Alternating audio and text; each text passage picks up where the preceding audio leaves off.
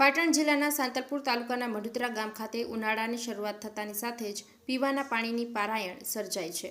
લોકો પીવાનું પાણી અને વાપરવા માટે પાણી માટે ટેન્કરના 1500 થી 2000 રૂપિયા ખર્ચી રહ્યા છે। નર્મદા નિગમની કેનાલ છેલ્લા 1 મહિનાથી બંધ કરાતા પાણીની પારાયણ સર્જાઈ છે। નર્મદા નિગમ દ્વારા કેનાલમાં કામગીરી પણ શરૂ કરવામાં નથી આવી અને કચ્છ બ્રાન્ચ કેનાલની અંદર પાણી બંધ કરી દેતા લોકોની મુસીબત વધી ગઈ છે। સાથે સાથે પાણી પુરવઠા વિભાગ દ્વારા પણ ગ્રામ્ય વિસ્તારો સાંતલપુર તાલુકાના પાણી પહોંચાડવામાં નિષ્ફળ ગયો હોય ત્યારે લોકોની માંગ ઉઠવા પામી છે કે સરકાર તાત્કાલિક ધોરણે ટેન્કરોની વ્યવસ્થા કરે અથવા તો યોગ્ય વ્યવસ્થા કરી પાણી પુરવઠો સાંતલપુર તાલુકા ગ્રામ્ય વિસ્તારોમાં પહોંચે અને આહિર વિરમભાઈ માણભાઈ ઉપસરપંચ મઢુતરા ગામની અંદર હાલ કફોડી સ્થિતિ બની છે અને પાણી પૂરતું પીવાનું મળતું નથી।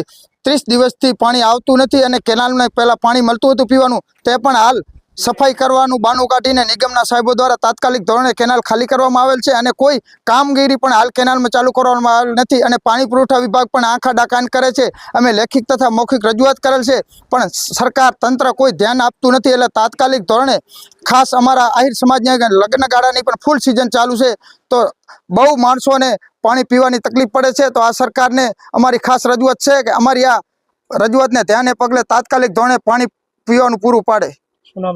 આહિર વિરમભાઈ માણભાઈ ઉપસરપંચ મઢુતરા।